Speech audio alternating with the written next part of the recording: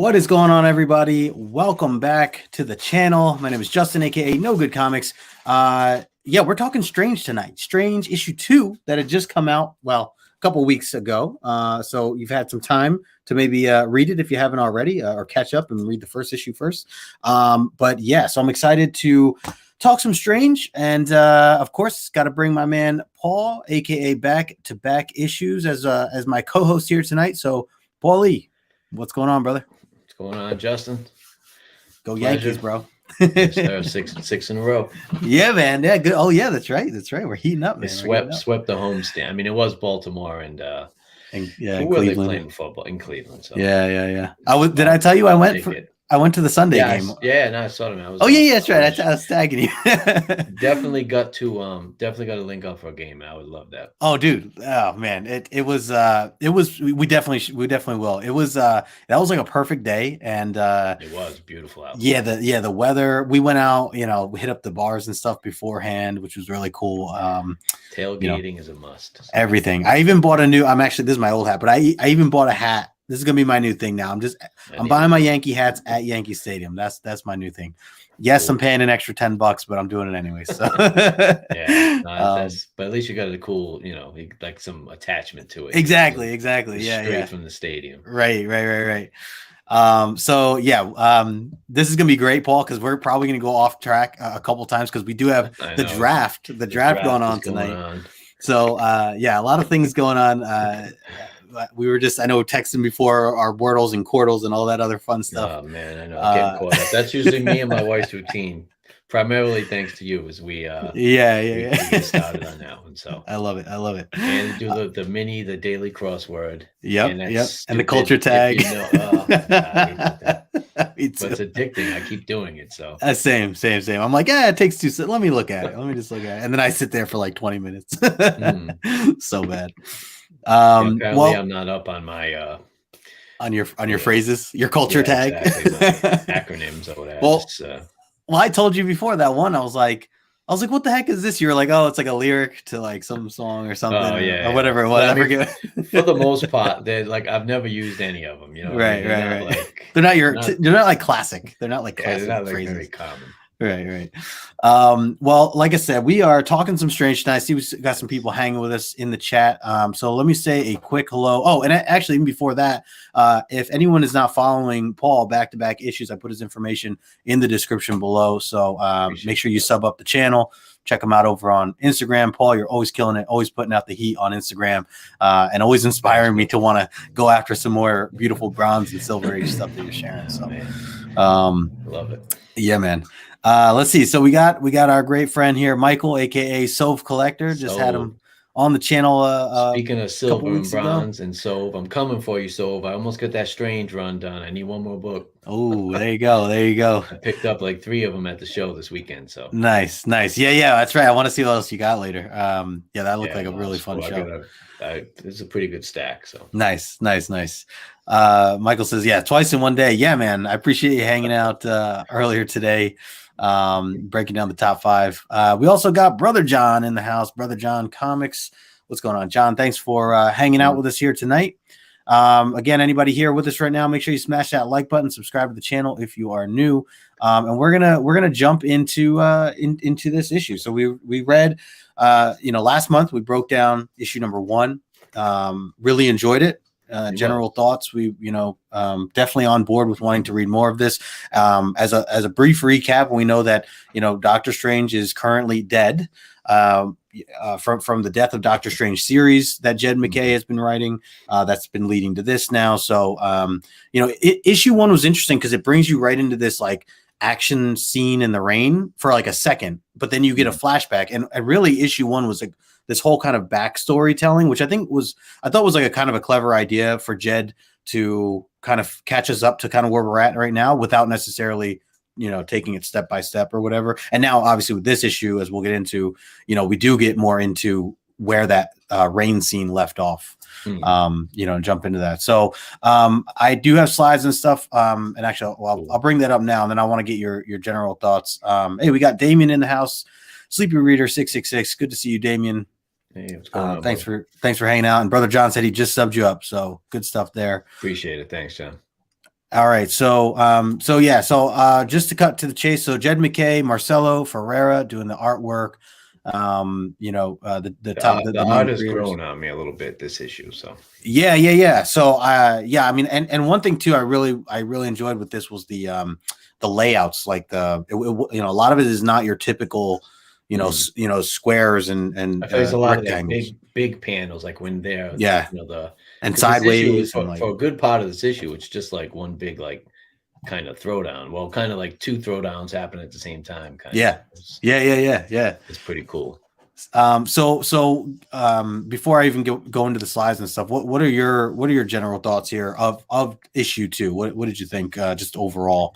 I thought it was good. I mean, it did a good job kind of, moving the story forward a little bit. And it's plenty of action. So it's not like one of those kind of, just wordy, just not a lot going on. I mean, there's a lot of fighting, but there's like a purpose behind it as well, so it's, and it's kind of like a, quote unquote meaningful fight. It wasn't just like filler just to like proceed, it was, everything kind of made sense. So I liked all that. And there's like little subtle things in the issue that I thought were really cool. So definitely looking forward, like it definitely like into it, it's not just like something you're just buying and reading and you're not really into it. It's actually like, I haven't really looked forward to too many new comics in a while. So I'm actually, I'm kind of in for this one.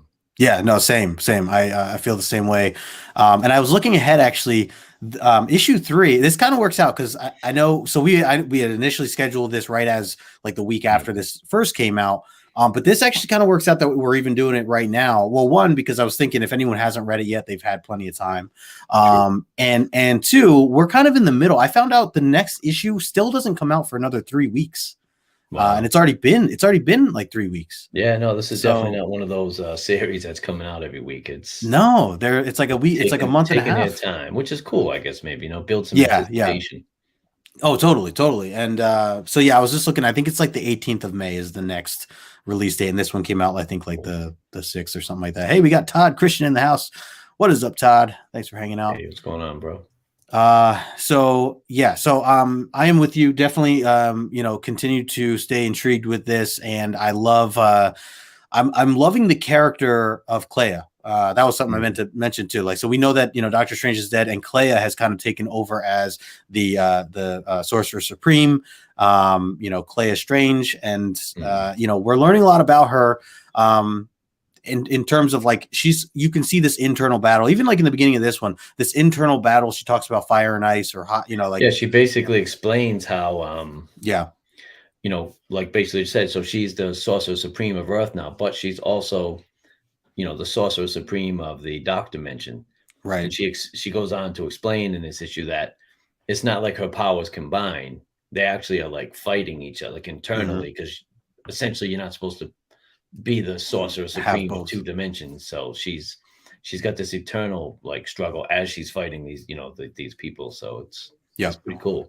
Yeah, and I like that she's like still having to get used to the idea of Earth and like the responsibilities of that. And like Wong is like trying to tell her like, hey, like, I know you're not from here, but like some of the ways you do things, you can't necessarily like just do that. And she's like not quite having that, Yeah, she's got to learn our etiquette. Exactly. Earthly etiquette, so to speak. Same with Strange Academy. How strange. Yeah. I just been reading that. It's my son. The PJ. Hey. I wish I'll be honest, I don't read Strange Academy, but apparently I should. Everybody seems to like it. So I just started, Paul. Maybe you should. Maybe you should. Not too late. I'll jump on it. I'll check. No, it's not. It's not too late. It's got. So I am not like necessarily a big Harry Potter fan, or I just never really took time to get into it, but it does have vibes that kind of remind me of that. And I think that is something that really pulls for those who have been big fans of Harry Potter, kind of like a big School of Wizards type thing, but kids. It's almost like X-Men too. I was gonna say, I feel like my love of X-Men makes me. Like I should like those kind of stories. I've watched some of the Harry Potter movies. They're pretty cool. I like that kind of dynamic, all these kind of strange and weird, type kids in the school with powers, powers and stuff. So I probably would really like it. But I mean, so are you picking up the issues or like trades? I've just been buying them. I've been reading right now. As of right now, just reading them on Marvel Unlimited. Because it's up to like 16 15 or 6. Yeah, so I'd probably have to do that. because I don't know if I could actually just track down all the issues. I probably could. I don't think it's like a pricey series or anything. But Well, so issue 1 is pretty pricey right now. You know Well, what? I if you're actually trying to do. get a high Honestly issue. speaking, I do have issue 1. Oh, do you? Oh, perfect. Somehow Then I have the Jason Scott Campbell variant. Oh, yeah. That's a cool one with the kids all around the sides or Yes, I whatever. think that's why I bought it. I just happened to see it, thought it was cool. I do like Strange in general. I'm a Doctor Strange fan, but Yeah. for whatever reason, I just didn't pick up the subsequent issues. Well, that's a good pick. If there's one to own, there's that one. I've been hunting the others. I've been just trying to. I would like to own the collection. But yeah, like Raw, I think it's going for like $200. To you, man. You caught up on it, or are you? No, still, I'm on issue 11. Issue 11 right now. Yeah, cool. I'll catch up. Yeah, catch up, man. We'll talk about it. Cool. Hey, we got Sheena in the house. What is up, Sheena? HK Wifey. Sheena. Thanks for hanging out. All right, let's get into the slides here. So, general thoughts. I like the way the opening page is done too. It's like some ancient scroll or something. Dude, I 100% agree. It makes me feel like I'm entering this world. Both when you open this page and when you get to the end, like just that style, kind of like how like I know X-Men has their own, like Hickman had his own version of things, and I know a lot of different books have different themes and stuff. But this just, like you said, it's a scroll. It's like an ancient scroll type vibe. So. Paper or something. Yeah. I wanted to ask too, what were your thoughts of this cover here? Like at least cover A. I know there was a couple others. We'll talk about the others later. But the first issue I had bought one of the variant covers. This one I got the same as you. I just got the cover. I actually feel like this is probably the best cover.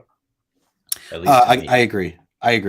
Yeah. No, I agree with you. I do like seeing her reflection in the mask there. It's kind of cool seeing Harvest Man's mask kind of up close. It's kind of beat up and you can kind of see it's got some like scratches and marks in it. It's pretty cool. Oh yeah. I actually didn't notice that. He is it is kind of creepy too. I could see that being like a creepy Halloween type thing. Definitely. With those eyes. Exactly. Yeah. Exactly. Hey, we got James Phillips. To learning more about him. He's pretty cool. Oh yeah, for sure. And like you said, I think that this does a good job on getting a little bit more of a little more of learning about him, even though it is an action scene. So, all right, so let's jump into it. So we get right off the bat here. I was laughing before because I forgot that it was the issue that opens up with this mac and cheese. This dude singing mac and cheese. He's making some mac and cheese, and he's technically Thunderstrike 2 or the second, I should say, which is. Eric, what's his name? Eric Matterson. Masterson. So is this? And this is Kevin. I must admit, I'm not familiar. Is this like his son or like? That's what I gathered. Was it is some sort of relative or something too. Mm-hmm. I'm not especially Thunderstrike 2, like overall, like okay, as a character. Right. Yeah. No. Thunderstrike I am, but not Thunderstrike 2. So. Okay. Oh, okay. Yeah. So I actually had to do a double take here because I see at the bottom of that left page, that bottom right hand corner, it does say Kevin Masterson, aka Thunderstrike 2. But in a few pages later, when we learn about who they're currently fighting, it's Eric. Yeah, Eric Masterson. And I was like, wait a second, Eric and Kevin. I'm like looking back and forth, but I didn't notice the 2 next to Thunderstrike for Kevin. So I'm like, oh, okay, that makes sense. It just seemed like such a random kind of character to use. It was like kind of cool that they didn't go with like some high profile character or something. It's like Thunderstrike. Like I haven't thought about him in years. Yeah, so I feel like and this probably across the board, both Marvel and DC. I feel like I've been noticing more C-level characters being used in some of the more I was me and Jason, we've been talking about Sync in the new X-Men stuff and things like that. A lot of these off-key characters that were really just made for a quick couple of issues or whatever. A lot of these writers are like bringing them back for different uses or really turning them into something. I mean, even Clay, I know Clay is a little bigger than like a C level, but even Clay to a degree, it's cool to like see that these writers are like or that Marvel and DC are kind of letting them go and say, hey, yeah, sure, let's build a background or more in depth of these characters. So I don't know much about Thunderstrike, but I just feel like nowadays there's so many comics out and so many stories that it's almost like it's refreshing to see a character like kind of because I love Wolverine, obviously, but I mean, he's in like 6 books a month, Yeah. Same with Batman. Same with Batman. Captain America or any of the main characters, they're so. Maybe they're just trying to like go a little bit deeper into the bag and see what else they can come out with. So it's kind of cool. I mean, like I said, I don't really per se care about Thunderstrike. It's just Sure. it was just so random. I was like, oh wow, Thunderstrike. Yeah. You know, it's cool. Yeah. Well, kind of Thunderstrike. Kind of. Yeah. He's a little zombie, I guess. yeah, a little dead. Yeah. So that was just like a quick little introduction page on the left, and I'm sure we're gonna get more insight on that. It looks like he's been attacked, or his apartment's been attacked. I see a light kind of coming from his window, and he's like, "What the hell?" And then it flashes over to like the fight going on right now. And so where we left off before, as I mentioned, we have the Harvestman, who we don't really know too much about yet. We learned that he's here to essentially capture or take out this Thunderstrike, the real the number one, I guess you call it. Meanwhile, Clea, she's only here. She showed up because she thought this was Doctor Strange. She thought that there was a revival, right? That there was someone new went off or something. Right, that's right. She had that alarm. Put that spell on. Yeah, it would send off an alarm if it, I guess, sensed this great magical presence or something. I forget exactly how they phrased it, but yeah. And then when she showed up, this is what she encountered. Yeah, she gets this zombie, and she's like, "Oh, well." She's like, "Well, now that you're here," and they have this, bit of an exchange. And I think, let's see if I. So yeah, a little bit of an exchange. That exchange while they attack. So basically, it's almost like a 3-way battle because she's just here showing up first to figure out what's going on. Harvestman is actually trying to stop this dude or capture this Thunderstrike, and she's kind of like stepping in, and really Harvestman's like, "Hey, we don't need you to. I don't need you here. Like, don't." He even says he's working for death. Am I right? He said he's an emissary of death. Yeah, he's not, because she says his name, and he's basically like, yeah, he's just like a vessel at this point for like all these souls or something. Or, he's essentially, he's not Eric Masters anymore. This is just his corpse basically, but it's being used by like souls or something. Yeah. And let me see here. He says, he is a vessel. Or Harvestman talking about Thunderstrike. He is a vessel for unquiet spirits rebelling against my mistress, ridden across the barrier between life and death. And then he goes on to say, this is not the man you knew. This is a revenant. And she calls him a lapdog of the lapdog of death, which I thought was funny, talking about Harvestman being kind of like this right hand to whoever death is. Kind of fits his it's a good description for him, basically. Yeah. I mean, he's even got like the Grim Reapers, like I'm never quite sure how to pronounce that. Scythe or Sith or something. Oh yeah, a scythe or scythe. Yeah, I don't know if you pronounce the C or not. It is a cool. I do like his overall like kind of outfit and everything. He's a great like visual. He's kind of got that Madam Mask like gold face. Yeah, that's it. And I like how his hair even hangs over like in that middle panel there. And I love this too because he says that he's telling her it's she's like, I want my Doctor Strange back, like help me with this. And he's like, and he says impossible. And the way she says it, she goes, nothing is impossible.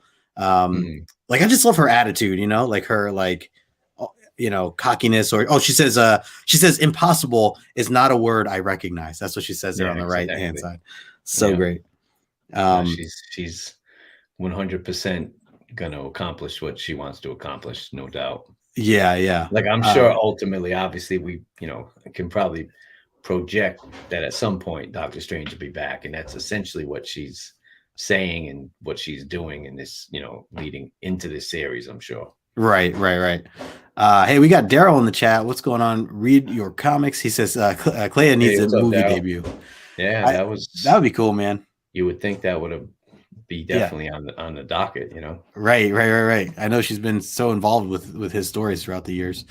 And basically I'd be down. Kind of his main squeeze for most of his publication kind of history. Yeah. Michael says Clea coming back feels like Elektra coming back, gone for a good long while, but making a new surge in popularity. And he says the art is on point. Yeah, definitely the art has grown on me. I wasn't really loving it the first issue, but this issue, I don't know, something about it just I kind of can see it now. Yeah, like even just the layouts on that left on the one right next to me here, that the panel and how it's like sideways almost, and everything's like blurred together. I actually really like that. I think it's a really unique way to kind of lay out what's happening, and not just your typical kind of layout cool, here. like panel layout, sure. Definitely.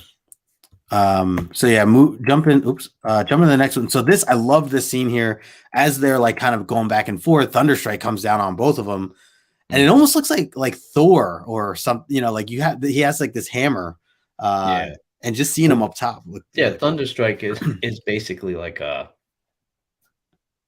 I'm not quite sure. I mean, he came out in the 90s, so I'm sure I read it. It was in the issues of Thor, 30 years ago, but I forget exactly what the situation was. But essentially, he was Thor for a time. So, oh, okay.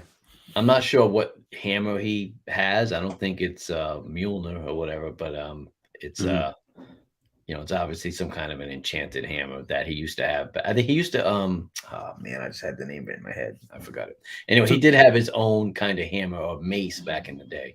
Oh, okay. So wait, so is he actually a mace in this movie? So is he Asgardian? He's not, I don't believe, but he somehow was endowed. Yeah, he was Daryl said, he said he was a Thor stand-in for a minute. I just think he was basically like empowered, like Asgardian power, but he's not. He is not Asgardian, I don't believe. Okay, that's cool. I had no idea. A lot of people thought that's what's showing up in the Thor movie, because in the trailer he's got that vest, and that was like his look in the 90s. He had like a brown like vest on. Okay. But apparently in the Thor movie, it's just like his Ravager look or something. So. Right. People speculating on Thunderstrike. Yeah, I guess. Well, we got the zombie version here. That's for sure. Pretty badass, actually. Yeah, right. Like, I like that middle panel there.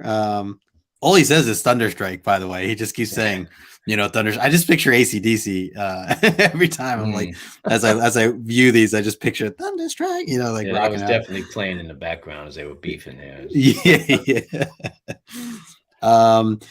Yeah. So, and then even just seeing like kind of Clea's hair on fire always look cool. Throughout some of those panels. Faltine or something going on. Is that how you say it? Faltine? That's how I say it, but I'm not sure if that's the Faltine. I guess Faltine. I like Faltine. I like how that sounds, Faltine. I was reading when I was reading it at first, I kept saying flatline and not realizing I was just misreading it. I'm like, what is I just think the first time I ever read that was just like, because Stan Lee just came up with all these like sayings, the Crimson Bands of Cyttorak, or Hoary Host of Hoggoth. It was just like just like alliterations, I guess, just of words to come up with. So the Flames of Faltine, I think, was one of Doctor Strange's like incantations he used. And then they fleshed it out as being like what Dormammu is, the flames on his head and stuff. Gotcha. Okay. That's cool. Soph says Eric Masterson was endowed with the power of Thor to protect Midgard, because Odin brought the Thor back to Asgard. He was being punished. Oh, okay. Okay. Yeah, that's cool. I think Eric Masterson was like a construction worker or something. Okay. Oh, damn. I had no idea like that was how much detail there was with this character. He had a little bit of a run in the 90s. Yeah. But then he had his own title, Thunderstrike, for like, I don't know, short-lived. But in the 90s, when they were kind of exploding every character and they all got their own books, he actually had his own book called Thunderstrike for a while. Oh, nice. Okay. Yeah. Okay. Yeah. Daryl said then he got his own spinoff. I like this panel on the right here where Thunderstrike is like basically bashing down on the Harvestman. With it, I guess with his hammer or whatever that is. I don't know how one survives that, but I would have thought that he basically would have been dead there. But that was pretty tough, apparently. Yeah. And then it goes into this, which this was probably some of my favorite panels here. Just seeing Clea do her thing with whatever those are, the magical Doctor Strange circles. And as he's like coming, his hands being sliced, I tried to get like a zoom in on that, but just seeing his arms like, cut off completely, and all he does is moan. He's just, like she kind of apologizes to him, but right. Yeah. Definitely loses his arms, which is kind of tough. It just looked. I thought it looked so cool to see both circles and like the arms coming down, the hammer coming down through, closer to our viewpoint, far away from him. It's definitely like a cool visual the way they kind of drew that. Yeah, it reminded me of the MCU stuff that they did when he's throwing Banner into another area of the park or whatever in Endgame. Yeah, and then the taxi kind of falling through halfway. It kind of reminded me of that vibe. So yeah, we get that. We get some other cool, try to zoom in on some of these other cool. And basically, Harvest Man kind of just decapitates him. So yeah, that's the end of that. Yeah. Yeah, I thought I had another panel. You could see like his circles in his stomach in that middle panel there. That was what I was looking for before. So yeah, definitely zombified. Yeah, so he's headless now, and then they kind of continue to have it out. But that's what Clea said too. She said, "For what it's worth, I recall you were you as a good man." So that was interesting too. Before they do kill him or re-kill him, she does like talk to him as you mentioned, like she apologizes, and it almost seems like she was trying to like get to him, like, hey, Matt, she calls his name even though he's not reacting to his own name or whatever. But I just thought that was interesting that they kind of had like this moment, where she actually tries to communicate. And then after the fight, it kind of settles down. Right, we go back to Bleecker Street. She's in her pink robe there, with the dog and Wong. And Wong has this list. This is what I wanted to blow this up. It's still kind of hard to see, but she's like, what do you mean like this? What else do I have to do? He goes, well, let's see. Where is it? You have other responsibilities as Sorcerer Supreme that also need attending to. You really do need to meet with the Avengers. Then there's the matter of the warlords refusing to cede their territories in Peru, China, and Antarctica, and what to do with the ruins of Kelamesh. Not to mention Stephen's school, which I like that they pointed that out for Doctor Strange's school. And she's just like, oh yeah, I really must attend to this. She goes, yeah, but duty calls. I must attend. Oh, because then the door knocks, or someone knocks on the door.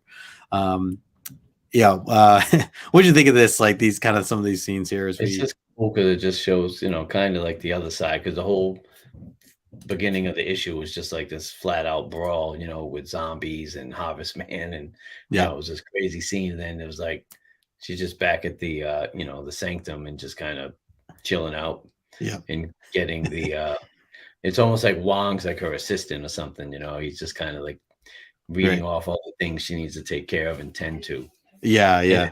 To her, but she's like, so basically she's just so focused on resurrecting Stephen that she's right. She don't even really care for all these other kind of details. Yeah. I like how she's having a glass of wine too. She's just chilling. Taking the edge off. Yeah. Todd says, I love the visual with Clea about to square off with the Harvestman. Yeah, the like this one back here afterwards. Like the two of them, like we don't get it doesn't really go anywhere after that, right? We don't really see kind of what happens at that point on the right-hand side. It just kind of goes into this other, she says goodbye, Masterson, after the head's off. Oh, I didn't even notice. Well, it's in the picture there, but when the head does get chopped off, all these ghosts come out of it. Did you notice that? I didn't even notice that. You know what? I didn't even notice that. So that's like the release, I guess, or that was what Harvestman was trying to do, essentially, I think. It does just kind of end on that like panel with them like facing off. Yeah. I just noticed in that panel as well, he's got one eye that's like gleaming like purple. Almost like a cable kind of thing. Oh yeah, I didn't notice that either. He does have like a lock. I noticed in the beginning he has like a lock or a chained lock around his neck, and I'm curious if that has to do with anything, or if that's just like, is that a piece of armor of some sort that's holding something together, or is he actually is he owned? Like, is he like on lockdown, like a slave of some sort, or what is that representing, that lock? It's kind of cool, man. I'm kind of hoping like he's like some obscure cat, like he's not like he's somebody, but that's why he's got the mask and you can't tell, but he's like some. Like he'll be some obscure like Doctor Strange villain from like the 70s or something. It's cool. Just a call back to something like that. I like when they do that. Totally. Let's see. Michael says, I like how he called back to Death of Doctor Strange ASM with the long list. Yeah. That's what. Yeah, going back to the Wong stuff. Yeah, that was cool. By the way, the Ravens took looked like a safety. I didn't see who it was from, but I'm kind of surprised that we went with a safety. What number pick are they on now? They were they were 14. They're on 18 now, I think. They didn't draft Kyle Hamilton, did they? I didn't. I missed. I didn't see anybody pick him yet. Hold on. Curious. Maybe somebody did. I missed it. Oh no! So, yeah, it was the Ravens. Wow, he's a good player, man. He's from Notre Dame. Oh, is that who it is? Yeah, no, he's kind of a stud, that dude. What's his name? Kyle Hamilton. Oh, okay. He's basically was the best safety in this draft. Oh, okay. I had seen he was going to be like top 5 pick for the most part, and then I guess he kind of ran a slower 40 than everybody was expecting, so his stock kind of dropped. I mean, oh damn, 14 is not dropping that much, but right. That's a good player, man. I'll take it. Pick for 21, so you got a couple. And Belichick will trade back, I'm sure. So yeah. Trade the 1 for 2/3 or something, because Michael says there's that sports curveball. Yeah, I told you we're gonna be going in different directions here tonight. That's right. All right, so let's we're getting towards the end here.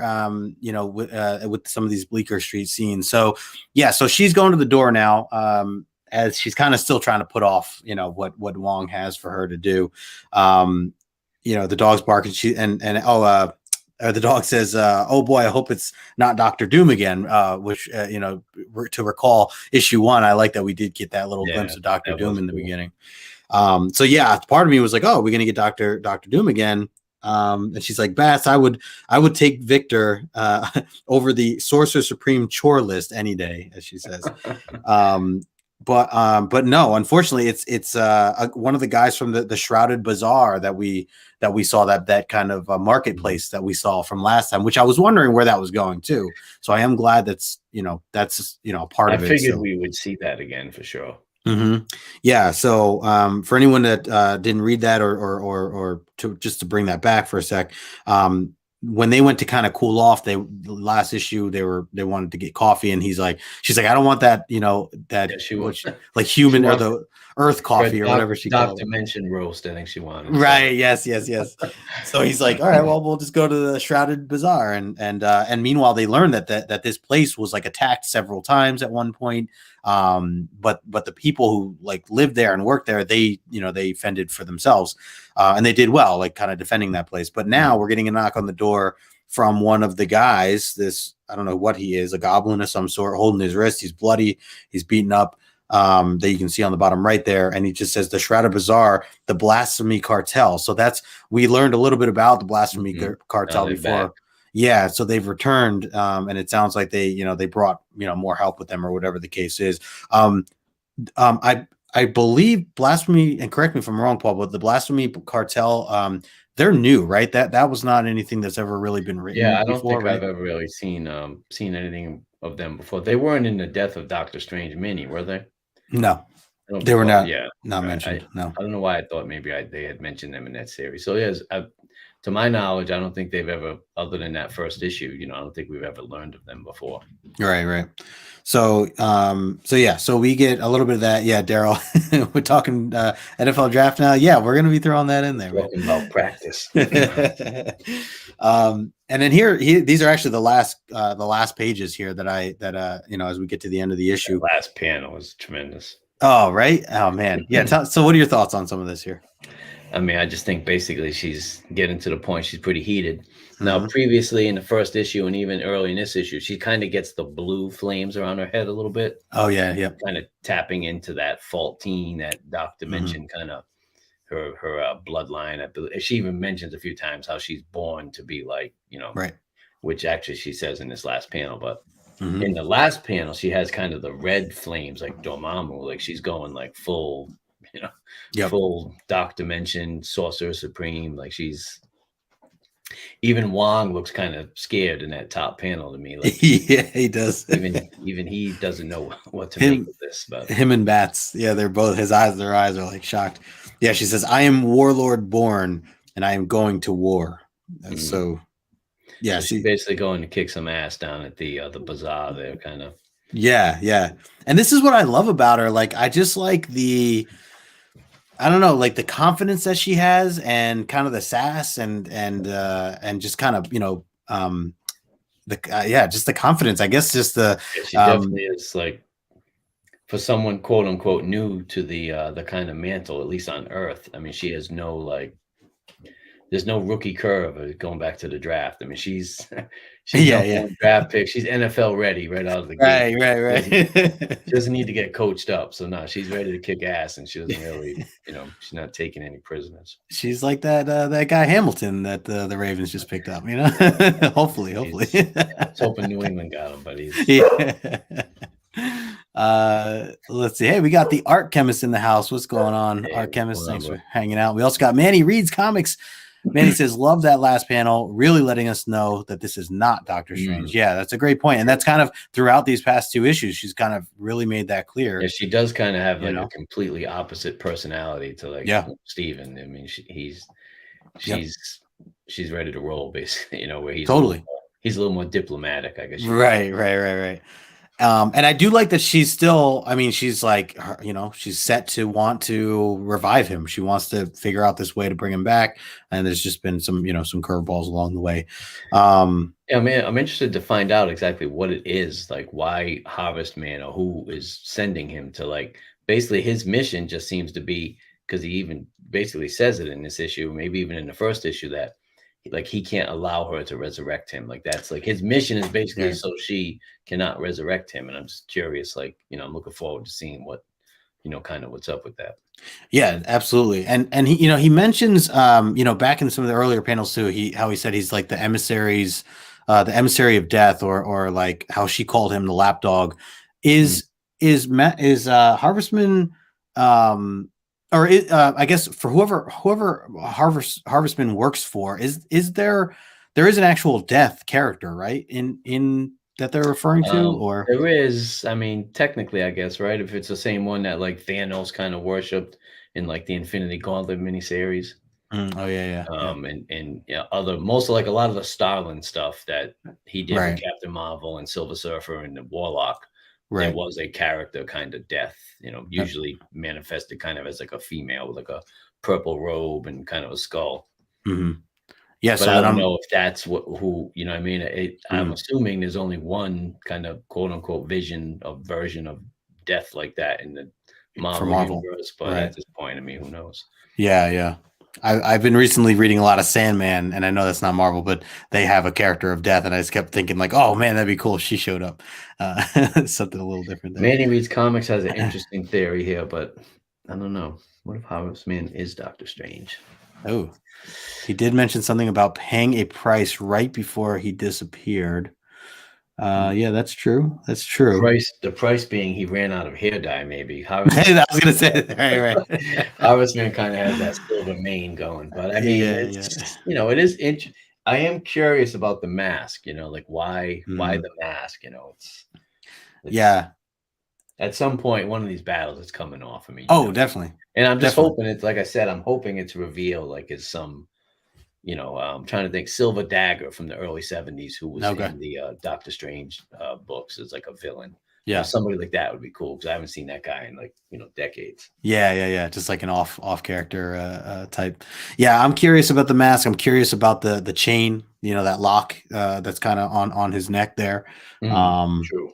And just and I'm curious, who, as we're saying, like who he reports to, who is this death, that they're alluding to. So I'm sure hopefully the next couple issues. Oh, actually, who knows if we're gonna get that in the next couple issues or not? Because now it looks like we're going into the direction of this what's it, blasphemy cartel or whatever.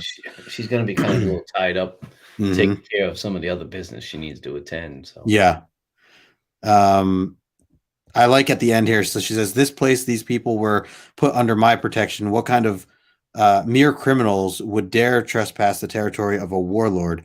And Wong says, "This is Earth, Clea, not the dark dimension. Manhattan has no warlord." And she goes, "Oh, but it does. It does now." And that's where she starts going into her flaming red. Yeah.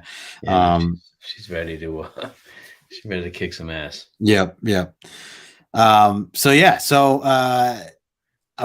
think the next panel I have some of the covers here. But before we go into it, any other final thoughts or anything that we missed here, Paul, that you wanna mention before we go into the covers? You'll be reading this next one, right? You're sticking to it. Oh yeah, no doubt. Yeah. Excuse me. I mean, other than just kind of things we just talked about in this episode, in this issue, it's just really it's just a good read. It's it's fun. It's got there's a lot to read, but it's not like this labor intensive read either. I mean, there's like a lot of action, so it kind of goes pretty quick. But it's also, like I said, they're dropping little things in there for you to kind of pick up on. And it's not like they just had one big long battle this whole issue just to get a second issue out of the way. Then because I've heard, and you've probably heard other people collecting comics, these miniseries, you basically need to read like the first issue, like the fourth issue and the last issue, and you'll kind of get the like the rest of it is like filler with. I mean, these first two issues, I don't really feel like there's been too much of that, at least to me. I mean, I feel like everything's kind of made sense, and it's kind of building into something. So totally. Yeah, you need it. Yeah, the information we're getting, I agree.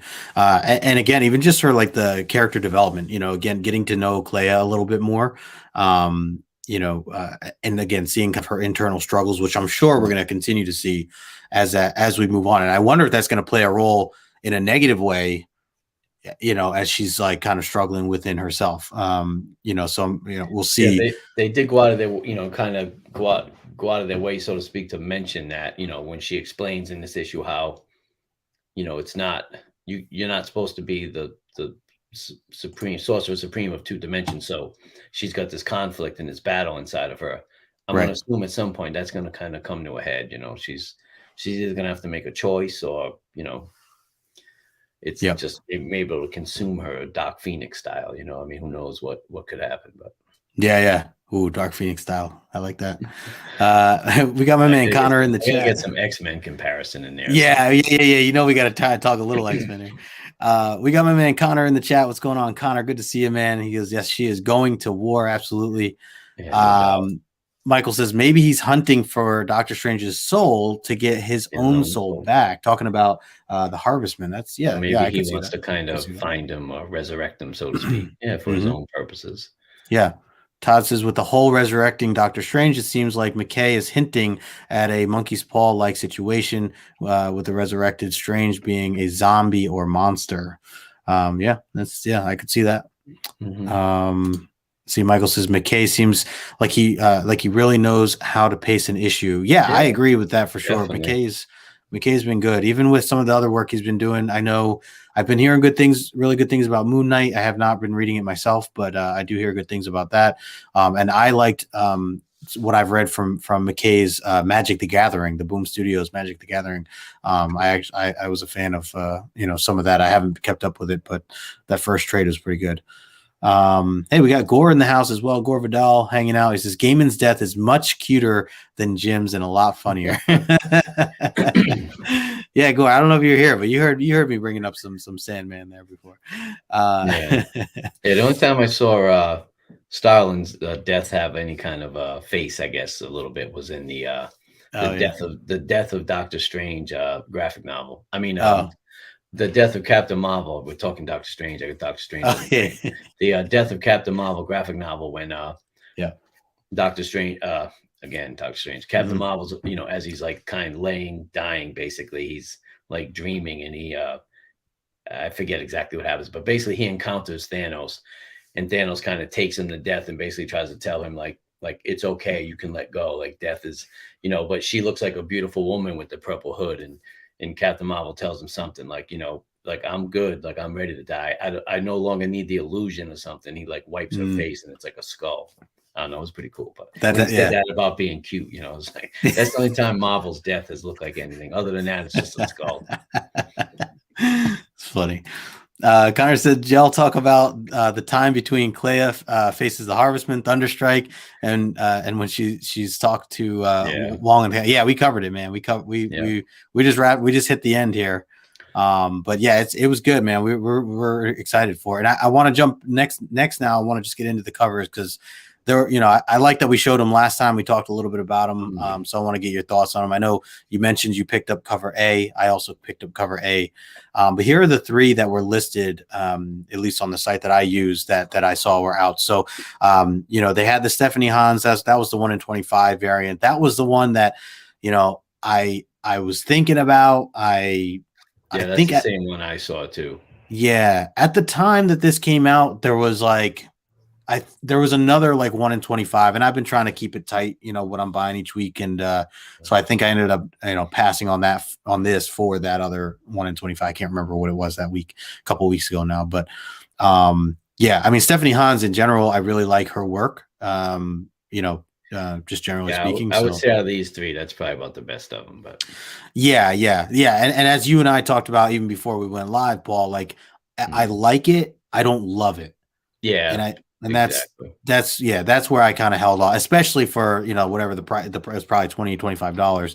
I think my at shop that point for 25. So I kind of, okay. Yeah. Yeah. If it was cover price or something like that, then I might reconsider. But, and then the other one, Ivan Tal, that was, I don't know if that was just cover B. That might've just been cover B. There was a Virgin variant of that though. So it made me wonder if there was if that was a store incentive or not. Exclusive. Yeah. But I thought it was pretty cool too.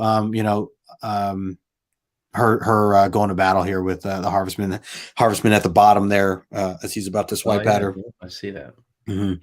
And then they had the Spider-Man variant, which, Marvel's just doing for the 60th year or whatever, Spidey variant. So Dan Panosian, who I'm not as familiar with. When I got a close look at this cover, it actually does look kind of cool. I'm not a fan of generally putting Spider-Man on other people's heads or whatever.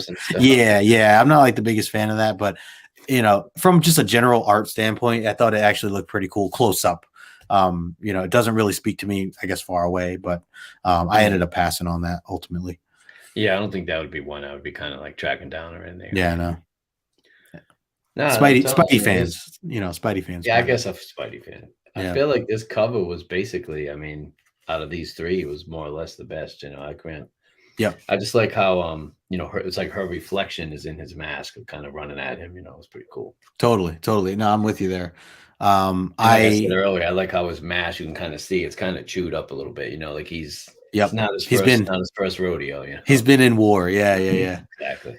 Hey, we got JD in the house, Raging Cajun Comics. What's up, brother? What up, man? I saw Sos talking about Death in Thanos. Samaritan was incredibly compelling. Is that a newer series, or is that Death in Thanos? I don't think it's new. The relationship between the two was some of the best reading you can find. I'll have to check that out. So I don't know if I told you, Paul. I went back and bought cover A for issue 1 because I just felt I enjoyed it so much. We talked about it, and I ended up going with J. Scott Campbell cover at first. But later when I went back, they still had a couple copies. I was like, man, all right, yeah, let's, I break my rule of 3, but I was like, I want to get this. I like having something about having cover A's of everything. And I know Michael can agree with me here. I liked for the new stuff, especially, modern books, obviously, Marvel, DC sometimes go overboard with the variants and stuff, but there is something about it that, own all the cover A's for a series. If you're trying to collect the whole series, that I was like, I need to have it. So that was especially if they're like those, the series where Alex Ross is doing the covers, his cover is better than any of the variants. So I got to buy that one. That's true. And he just put out, I know there's a new Captain. I know Captain the series America. He's talking about. I used to have those. So those are by Keith Giffen, I think, was the artist on those. 6 issues. Okay. Yeah, I think it was the Thanos series 1 to 12, but I think Starlin only did the first 6, and then I think it was Keith Giffen. I could be wrong, but Soul will know. Daryl said he saw a Silver Surfer Spidey mashup cover that was kind of neat. Yeah, I'm not always like going out of my way to look for them or anything, but I mean, if it does draw my attention, whether it's a mashup or not, I mean, if it's my style or something I like, from the artwork, then I'll give it a shot. I actually did. So bad that I bought this. This is just straight up a cover buy last minute as I'm waiting to get checked out. I am reading this event, but I don't read this series of this character. It is DC. But I keep looking at this cover. It's just, I don't know, something about it I love.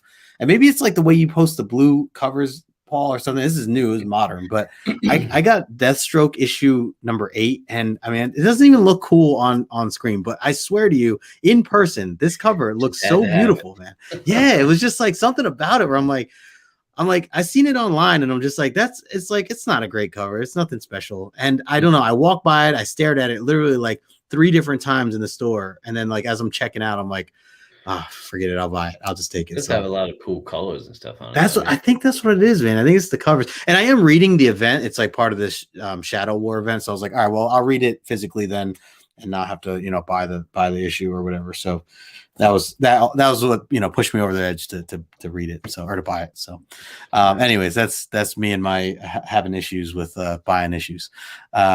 Hey, yeah, Inja. It was Inja's birthday yesterday, so happy birthday to you, happy birthday. Inja. She's hopefully doing some celebrating this weekend. Keep it going all week. Michael said it's Keith Giffen, as you mentioned. Giffen, yeah, cool. And then let's see. Gore here says, Justin, where are you on Sandman? Word of advice: don't disregard any minor characters or his or her actions. Sandman is like reading Shakespeare. Yeah, I won't. Yeah, no, I'm reading all of it, man. I'm on issue 14 right now. I just read the 100 year issue, if you know what I'm talking about. It's really, really good issue. Paul, have you read Sandman? Or have you ever been a fan or tried any? Not. No, okay. You're familiar. You heard of it though, right? Gail, my DC bias won't allow. No, I just never did it. I never really got into it. But I mean, obviously, I know of. Right. It's a highly regarded series. So. Yeah. Daryl's on it. There you go. Cool. So a lot of, like I said, a lot of curveballs. We were talking draft. We're talking we're talking some Wordle here for a little. Pick should be coming up here. You're on the. Oh no, wait. Pick is in. Wait, the 21st went to the Chiefs. They're on the clock. Oh, did they trade it? I think they traded it. I didn't even see that. I tell you? I know they're going to trade. Yeah. First round pick since 2017. This friggin' guy. What did they trade it for? They're just putting a stat up. I don't know. I like this though. I like that they're doing it in Vegas, and I like the poker style deck of cards, cool. With all the lights and stuff. I must have said to my wife like 10 times, I want to go to Vegas. It just looks so cool, man. It's like we're going to Disneyland or something. Yeah. It's a Disney for adults, man. Titans traded AJ Brown. Whoa, I didn't see that. Oh, when did that happen? Oh wow! Wait, so where did he go? Oh yeah, Inja just said the same thing. Look at that. No, I need to know. Raging, get out of here, Raging, with your fins up, man. Wow, they traded him to the Eagles. Oh, jeez. I know the Eagles had a bunch of first-round picks. That's annoying. I believe. That's annoying. That's annoying for Giants fans, and I know you don't care for that, Paul. But my girlfriend's a Giants fan, and it's never good to get a player like that in their division. So I don't know. Wow. I don't know. But I know Daryl being a Titans fan, and I guess Inja too being a Titans fan. That's I know. What's up with the Titans? They blowing it up or what? Unless they got some secret wide receivers that they're not telling people about yet. Could be part of it. So says, as a hardcore Marvel zombie, I can say Sandman deserves the exception to the rule. Just read it in trade. Yeah.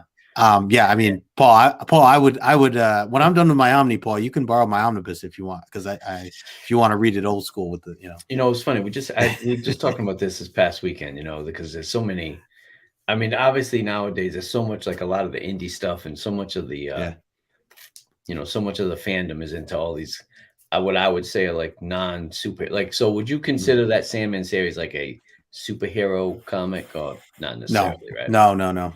Like the audience that Sandman pulls in is Mhm. not just comic book readers. It's like novel readers. Like Yeah, it's it's a kind of like a real broad kind of. yeah, and it's big world building essentially. Well, I mean, there's I mean, I don't know about if world building's the term, but the characters and I guess the world that we learn about Dream and stuff is it goes deep. And I mean, I'm only 13 issues in or whatever, but obviously there's a much bigger world to this, and I know a lot of spin-offs and things like that over the years.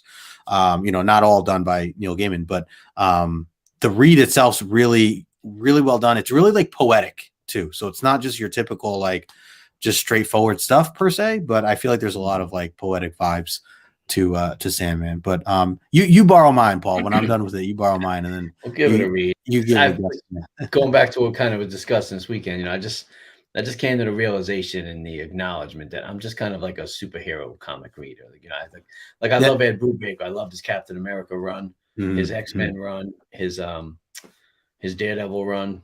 Yeah. And I bought, so I kind of became a big fan of his. So I bought his indie stuff like Criminal and Velvet. Oh yeah. Yeah. Kill or Be Killed. Some of the and while I liked them and read them, to me that like other people would probably tell me they're far superior to like his like Marvel superhero work, quote unquote. But me personally, I preferred like the superhero stuff. So I just think it's just kind of what I got used to reading. So I can't really get into these kind of super realistic kind of Sure. comic type stories. I guess I don't know. I'll try. It makes. I don't think Sandman is quite that like. No, it's right. It's still very much sci-fi and very much but it's not in any way tied into like mainstream DC like continuity, is it, or is it? It is, I believe. Like Superman's not going to show up in an issue, right? I mean, so I know Constantine is in some of the issues, and obviously he ties into everything else. I haven't read far enough, but I believe there are things that do tie into some of the DC world or whatever. Well, I just had read something. I was reading about Jack Kirby one time, and it was basically saying that I guess Gaiman kind of used some of Kirby's like 1970s Sandman stories. The character, he kind of like fleshed that out a lot, and like so, like Gaiman did draw from like previous stuff, so to speak. Previous material and characters, but kind of flipped them up a little bit. Yeah. So he says Justice League is in the first arc. Oh yeah, that's right. They are. Oh yeah. I was just going back. I was trying to think if we saw them. So they.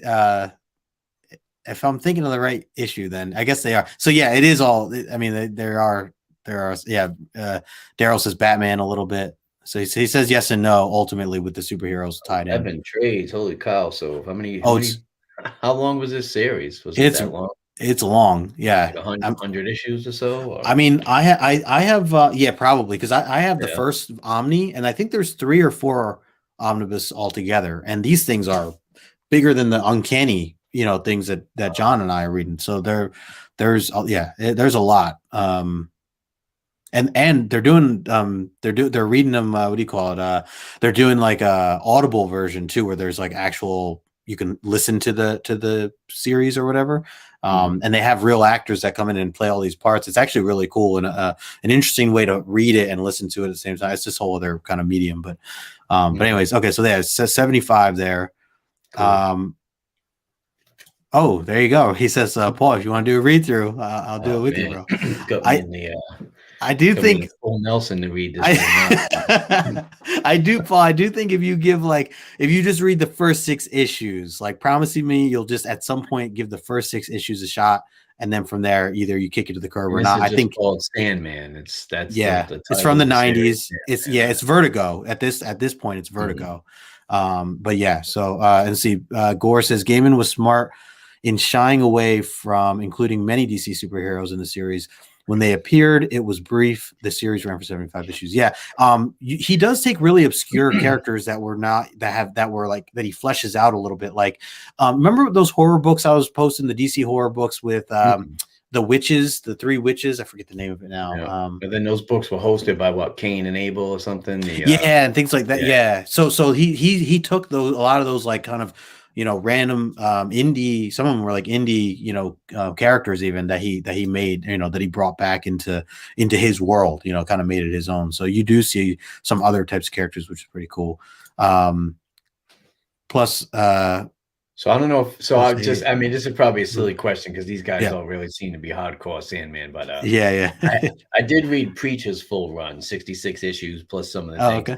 I really liked Preacher. I thought it was cool. I mean, Yeah. I'm assuming all these people would say Sandman is superior. I know Preacher is kind of, has some goofy moments and kind of silly stuff. But I mean, to me, I thought it was a great.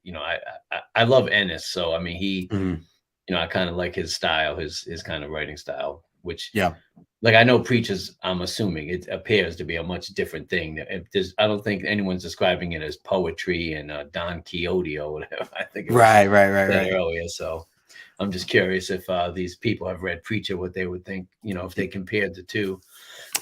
There it is, Witching Hour. I was posting these. They were called the Witching Hour. Yeah, like Bronze Horror DC, House of Mystery and House of Secrets. I think it was. Yeah. So that's where like the three witches came from, and some of these other characters that you'll run into. Daryl, we should do like a Preacher review or something. I mean, it's probably passe at this moment, but I mean, I did love that series, and I don't have the series anymore, the books, but I do still have my trades. So. Oh, nice. I wouldn't mind reading that at some point. Preacher, definitely, man. Yeah, it's a good read. Didn't they do a Netflix show on that at some point? It was like on FX. Don't. Okay. Don't. No good. Okay. Read the books. The show. You're like, do not. No, the show was horrible. Don't let the show in any way, shape, or form reflect on the books. Michael says, I would recommend the series if you just want to add something extra to the mix, but I'm also a Marvel zombie, so I like that you stick to the superior work. I mean, it's pretty big. It's pretty big for Michael to say, knowing how much he loves Marvel, to say that Sandman is actually still something that he enjoys or read. Coming from him, that's I think that says a lot.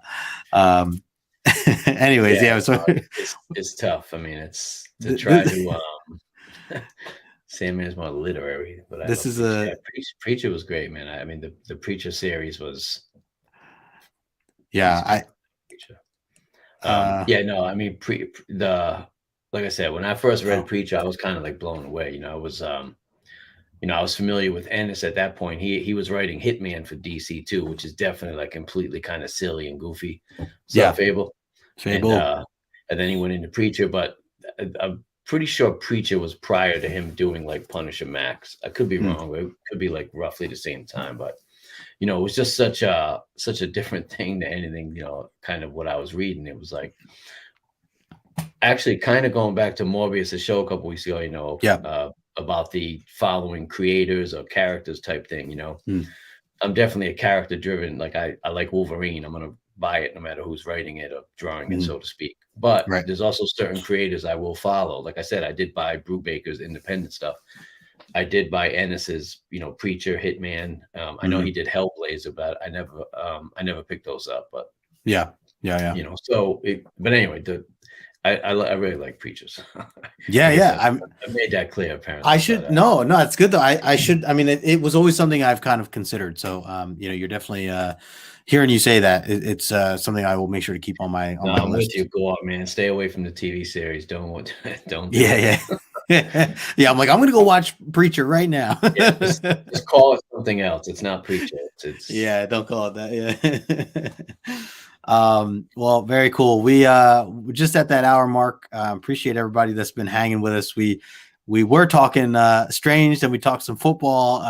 Anyone that's catching the replay, I hope you enjoyed our mentioned some Yankees. Definitely, Paul. We gotta plan that out.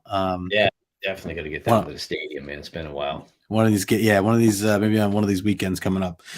We'll be back. Like I said, the next issue 3 comes out the 18th of May. So maybe a week or two after that, Paul, maybe we'll get back together and break it down. Yeah, no doubt. And we'll see where it goes from here. Other than that, you have anything coming up? Anything you want to share with the folks before we get out of here? Let me see. Not that I can think of. Nothing. I got a video for myself on my own channel. Probably coming out next week. Sweet. kind of still in development. But basically, any of the kind of videos I'm going to do are going to be almost similar to what we kind of did here. Just kind of talking about a series or characters, that type of stuff. So Cool. Still kind of ironing it out, but yeah, very cool. Should be I'm glad you're doing it. For anyone who's looking for it, I put Paul's information in the description below. Thanks, so you guys make sure to sub it up. Appreciate yeah, man. Other than that, I have this Saturday I'll be back with another Comic Collector Origins. I have a guest on who is not really part of the community that I have seen. She's more of a YouTube she's a YouTube creator. She has her own community. If anything, I should say she's got a big following, and I love her energy that she puts into her videos. She talks about new comic books every week. She reads everything. She literally reads I feel like she reads like 20 books a week, and then just gives like a 1-minute summary over every one. But she brings a lot of great energy. Her name is Kat. Comic Uno is what she goes by on YouTube. So anyways, I'm going to be interviewing her for that. So that'll be interesting. I'm looking forward to that. Should be fun. And then we're doing a Lego build this Sunday. So, anybody want to swing by, even yourself there, Paul, what's getting built? Is that a secret or? Oh no, I got this here. Hold on. Got this the Sanctuary 2 right here. Ah, that's cool, man. So Nice. yeah, I've had it for a little while now. It comes with a couple of minifigures there. You got Thanos, Iron Man, and Captain Marvel. And that's definitely cool, man. Yeah, he like sits the little spot there. You can see Thanos like sits in it. Yeah. Cockpit there, nice. I like Look at Iron Man. Yeah, the gauntlet. That's cool. Yeah. So I will be building this. I know Ragin, who was in the chat earlier, he's gonna be on building some Disney stuff with Candace. I think they both own like the same thing. They're building it together. John has the Batmobile from the new movie. I think John from John's Comics Kid, he's gonna build that. Slim Comics and More is gonna join us for a bit. Sean. And also Sade Pay. What page is it? She's going to be joining us as well. I think she has some cool Spider-Man stuff. So, anybody there that is into Lego or just finds it as relaxing as me for whatever reason, I find it really like calm and relaxing. Swing by the channel. That'll be Sunday morning. Trying to avoid opening that going down that rabbit hole. Exactly. How fitting was that when Morbius won that Batmobile? I'm like, oh man, you gotta build that now. I actually saw him up in he was in New Hampshire Saturday. Patrick Big Line Cat. Yeah. Was he doing more raffles? Did you notice? Or I know I saw him buy a stack like that from Little Giant. Yeah. So shoot, nice. He was definitely buying some books. Nice. Oh, that's the other thing I wanted to mention. I think you said you're like almost certain that you're going. We're going to be over at 3 Men in the Basement coming up. Oh yeah, not this weekend, but next week. That's coming up quick, man. Yeah, definitely. So that's going to be in Connecticut. Anybody around in the area, check that out. Or if you need the information, let me know. I can send it over to you. But 3 Men in the Basement. Yeah, we just booked our hotel, so we'll be there. Lindsay, Lady No Good, she's gonna come with me. So, cool. So you guys would stay over for that though? I figured you guys just be up and back now. So we get creative with some of these trips. Anytime there's a casino nearby, I was gonna say, if there's a casino nearby, Paul, we're gonna get creative. So I think we're actually gonna go Friday night to the casino there, not Foxwoods, but Mohegan Sun, the one with where TriffCon is. Mm-hmm. So we're gonna go there Friday, and then Saturday. Mohegan I booked already for Friday for Terrifica? Saturday night. Oh yeah, Terrifica. Oh good. Okay, yeah. We're doing that too. But we're for this trip for the 3 Men in the Basement, we're gonna stay near the casino the whole time. But I'm gonna drive down or drive back, I guess. It's like 40 minutes away from the casino, and just hang out at the swap for the day, and then go back to the casino at night and lose some money.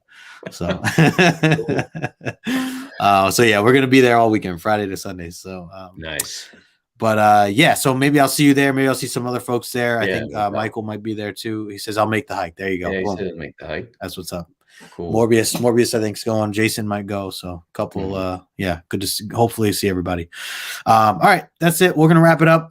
Get back to the draft. Anybody enjoying it? Make sure. Good luck with all that. and we'll be back in a few weeks. Keep an eye out for the next issue. So, Cool. all right, everybody, have a good night.